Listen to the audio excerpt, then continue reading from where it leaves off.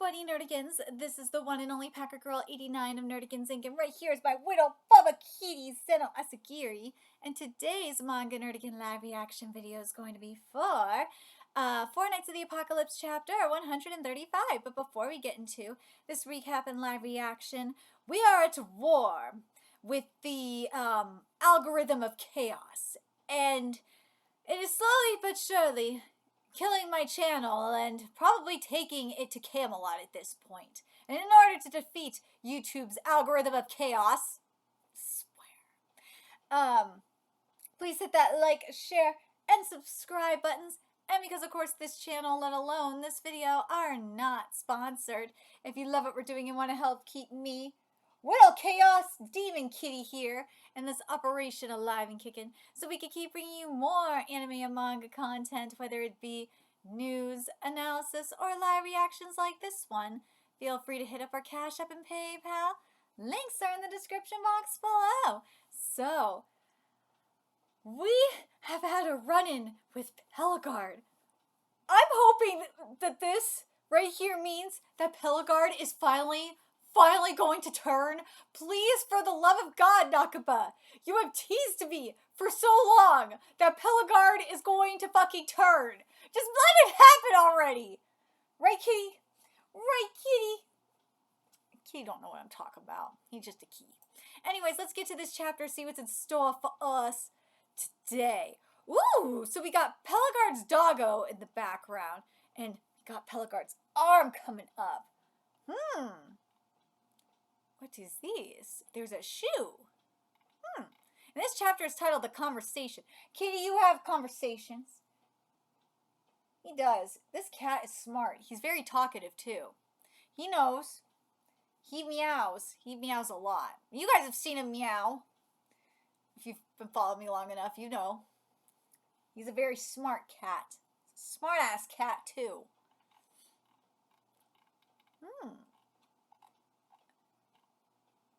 What could this even be for?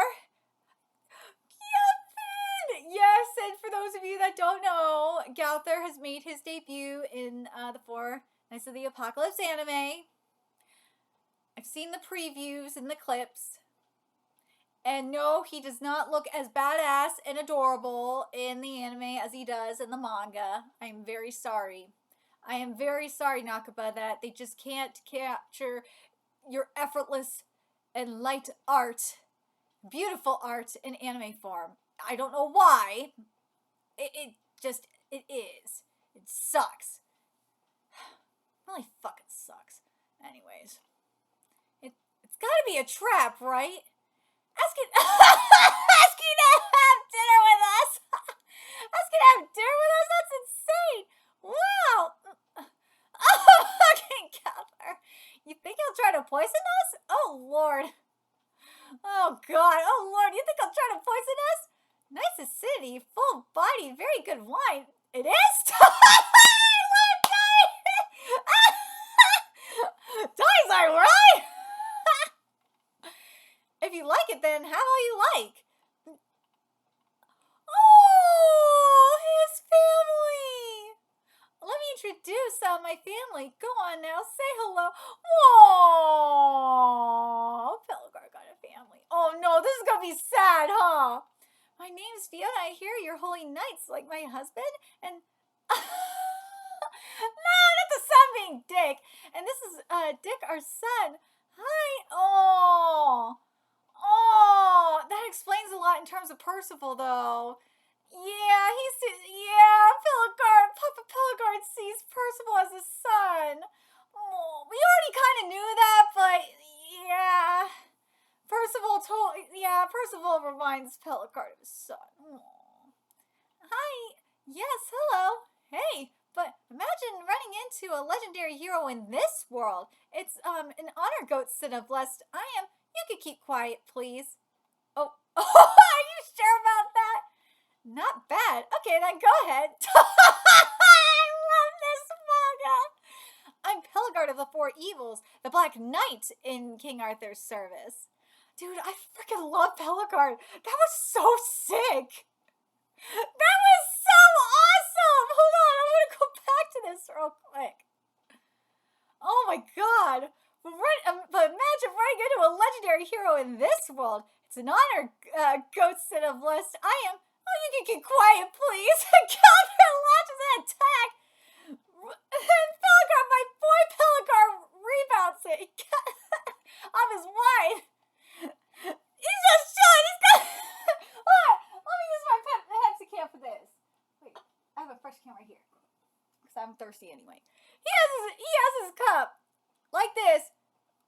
There's a tag. Bounces off. Like this. Boop. Are you sure about that? Not bad. Okay, now go ahead. That's my boy. I love Pelgard. I am Pelgard of the Four Evils, the Black Knight in King Arthur's service. Now, what brings all of you here today? If you'd like to tell me, I'm all ears. Is that a question, or is it meant as an order? Oh boy. Now, how about we do it like this then? We'll take turns asking and answering questions. We're all free to lie, of course. Why is Pelgard so awesome?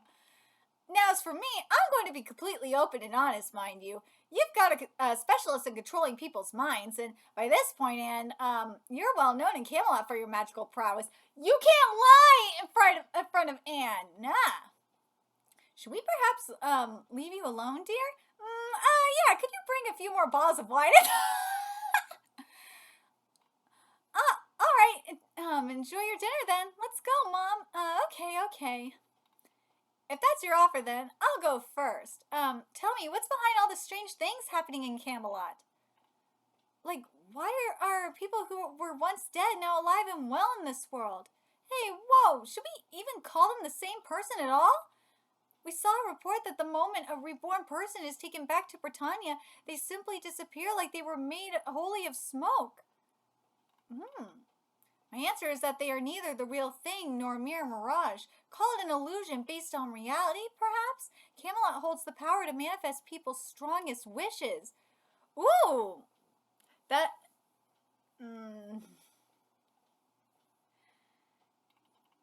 It uses the land taken from Britannia to create an environment where you can live with your dead child just as they existed. More extreme wishes such as to destroy or save the world are impossible because they're simply too large and vaguely defined. Okay, I like this. So, there is a limit to the power of Camelot in terms of wishes. There is. You have to be extremely specific on what you want. So, like, if you want your dead child or, like, your dead lover to come back to life, okay. But if you want an extreme wish or an extremely vague wish, like destroy or save the world, they're not possible because they're simply too large and vaguely defined.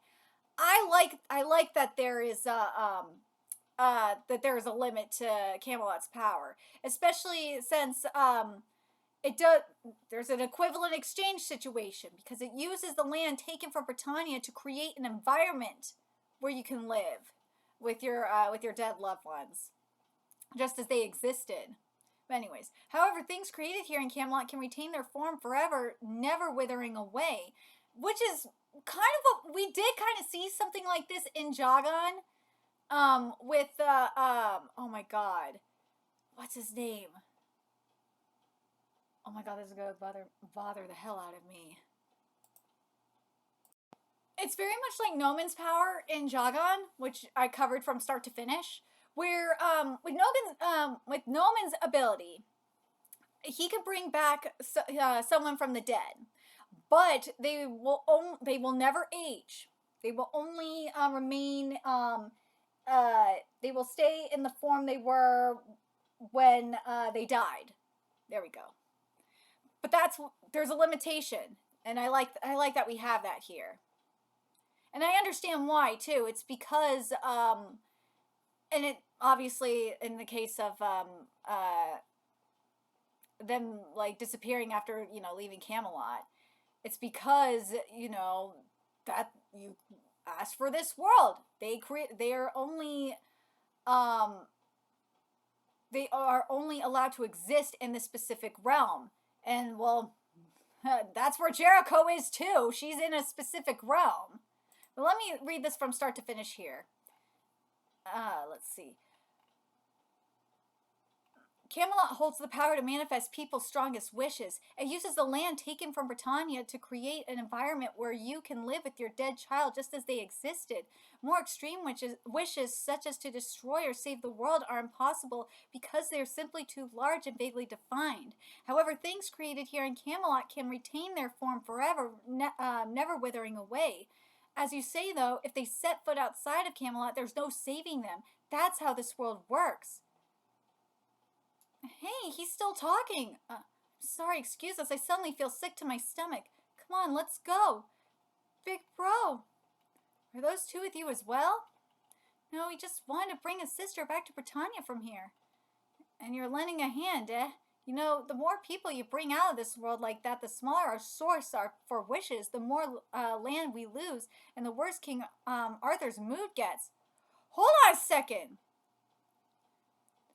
The more people you bring out of this world like that, the smaller our source for wishes, the more land we lose, and the worse King Arthur's mood gets. So the more people that are in Camelot that leave, the weaker Arthur gets. Because that's less land up in Camelot. And the less land there is up in Camelot, the less power Arthur will have. So that's the key to all of this, is to get people out of Camelot. The more people out of Camelot and well, frankly, that leave the land of dreams, for lack of better term, because that's what Camelot really is, if you think about it. It's like a land of dreams kind of situation. The more people that leave there, well, the weaker Arthur gets. It's King Arthur who's the cause of all this, isn't it? You have no right to criticize us for it. I'm not criticizing at all. In fact, it's perfectly valid for you to feel that way. Honestly, I haven't understood my king's thoughts for 10 years now. I love Pelagard! Okay, now it's my turn. No, I think I'm up next. What? But I haven't gone yet. Are those two with you as well? That was your question. That's your game, eh? My boy Gauther is smart. Well, excellent. Throw another question at me then. Here goes, Pelagard. Wait, Gauther. Can you let me ask instead? Very well. We'll gain a more reliable answer that way.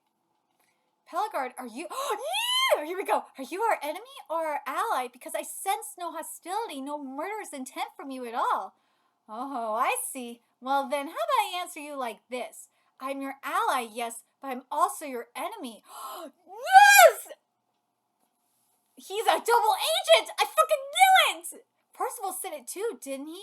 He said you weren't a bad guy, but if not, why are you so bound to King Arthur? At the age of 4, oh, my son Dick died after falling off a horse. If he was alive, he'd be about as old as you by now. So you serve Arthur to keep your son safe then? Not that, no. I fully accepted the death of my son. What you see is simply an illusion crafted by Camelot. His real soul is safely resting in heaven, I'm sure. I've dreamed it many times, though, of course. Riding with my grown son, teaching him my blade skills, sharing a drink. Just those silly kinds of things. Oh, Percival. Oh, he misses Percival. That's what he sees in Percival. Percival is like his son.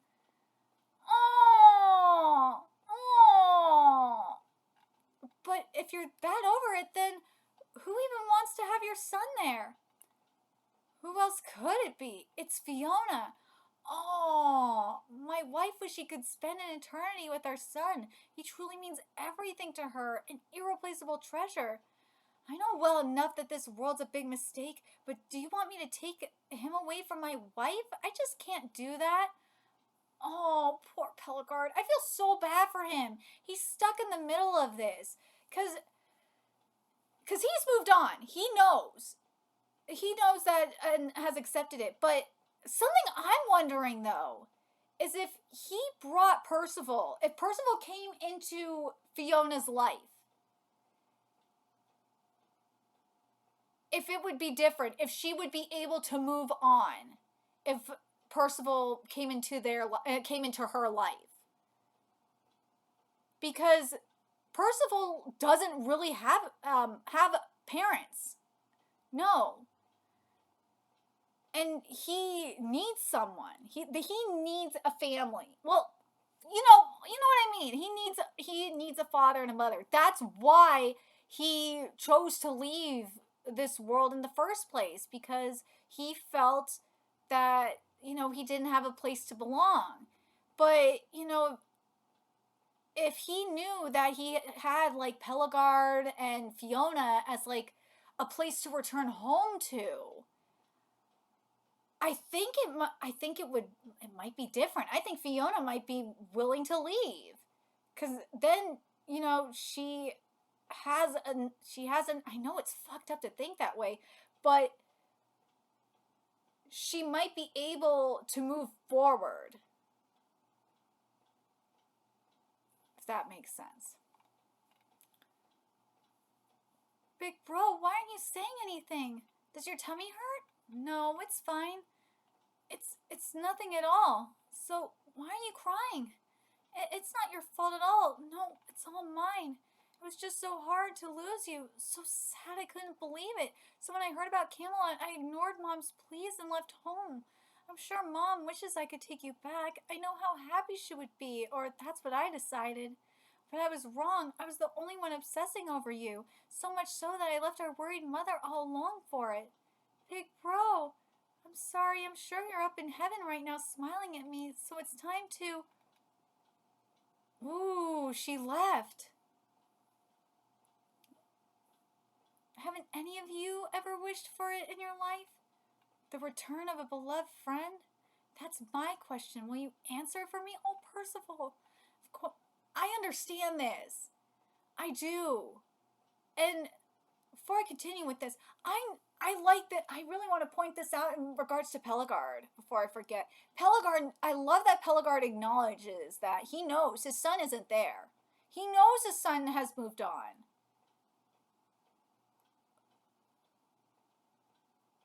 And he's moved forward. Fiona's the one that's in denial. I love that. I do. And then we have this scene here where the sister goes. But anyways, of course, many times, in fact, that's how deep the sense of loss ran for us. But if we did that, it'd be pretty hard for the real him to come back, wouldn't it? Wait. Yeah. Percival! Yes, we all knew Percival was alive! We knew it! But look at that!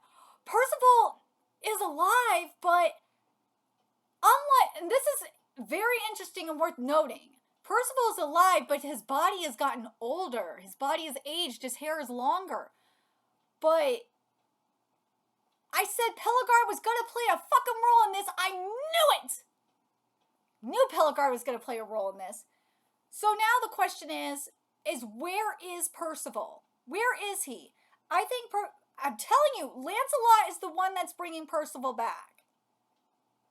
But I also think, especially based on what we got from Pelagard this chapter, and what we saw when Percival left, I feel like if Percival knew that he had a family to come home to, I think it would be a lot easier for him. I do. And I feel like it's kind of, I feel like this is going to help Fiona too, at least in my opinion. Because remember, both Gawain and Percival, they don't really have families. They're, especially, obviously Percival, but Gawain's family has treated her like shit, and she is an outcast in her family. And I think if Fiona had both Percival and Gawain as her kids to, take care of, I think it would help her move on, and she and Pelagard would be able to leave Camelot. That's what I get from this.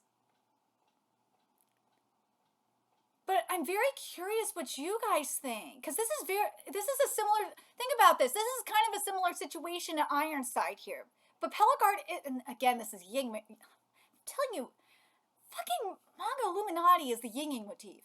But this is true here. where you have Ironside, who wasn't able to move. There was no way he was moving forward. He wasn't accepting what happened, accepting the grief and the loss of, you know, his wife or his son. Then you have Pelagard, who's the complete opposite. Pelagard lost his son in a horse riding accident. He accepted his death and moved forward, whereas his wife couldn't do that. And he's staying for her sake. But obviously, we saw during his journey, he found Percival. And Percival is like a son to him. And I'm going to go back to what he said in regards to his son, because I feel like this is very important. I've trained it many times, though, of course. Riding with my grown son, teaching him my blade skills, sharing a drink, just those silly kinds of things. I feel like that's going to be Percival for him. Because that's what Percival, remember, before Percival died, he dreamed of that. He dreamed of this. And he wanted to do that. He was thinking that he was going to be able to do that with Ironside. Of like what he could have done if he was, you know, he ended up being like Diodora. But knowing that Pelagard could be his, you know, he could come back to a family and get to do all those things with Pelagard and be happy. I think that's why I'm saying Pelagard is going to really be one of the people. He's going to be probably a huge factor into Percival coming back.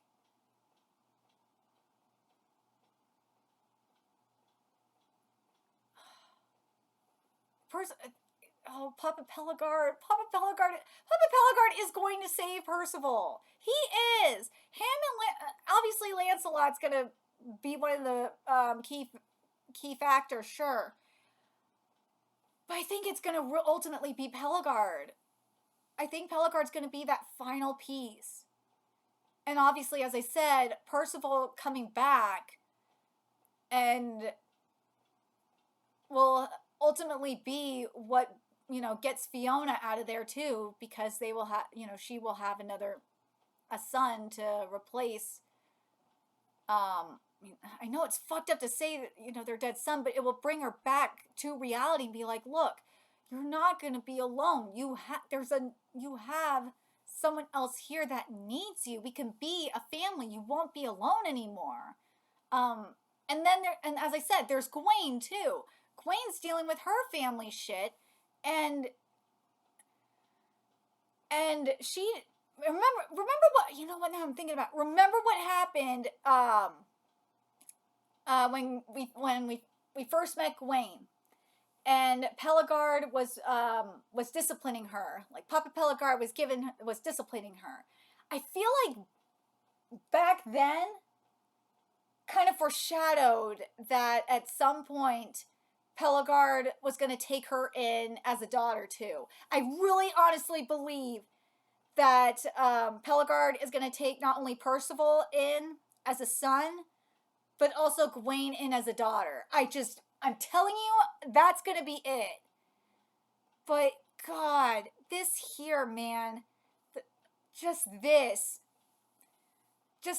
line here about Pelagard dreaming of, you know, riding with my grown son, teaching him my blade skills and sharing a drink. And then like his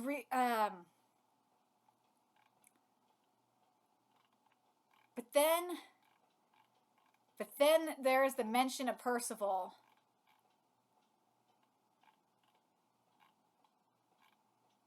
And then as soon as Anne mentions Percival, that look on his face, it's like that. It's like, oh my God. I know.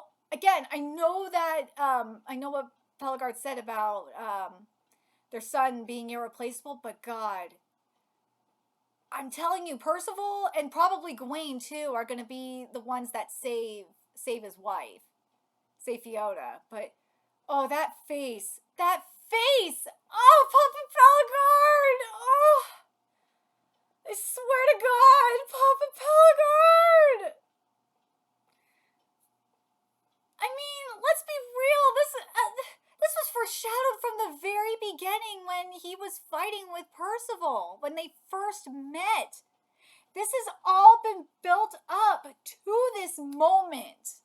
I should say, it's been all built up to the moment where Pellegard, because Pellegard, let's be real, Pellegard's going to take him in as a son. Up to that moment, this has all been built from the moment they met all the way up to that, for when Pellegard takes him in. Damn you, Nakaba! Like, this, I swear, when we get that moment where Pellegard tells Percival calls Percival his son. Dude, if we get Pellegard calling Percival his son, like, when he returns, I'm gonna cry. Like, we need that. We need it so bad! Oh my God, I need it! We need that so bad! Oh my God, please, Nakaba, please just have, like, as soon as Percival comes back, like, oh my God, I just need it.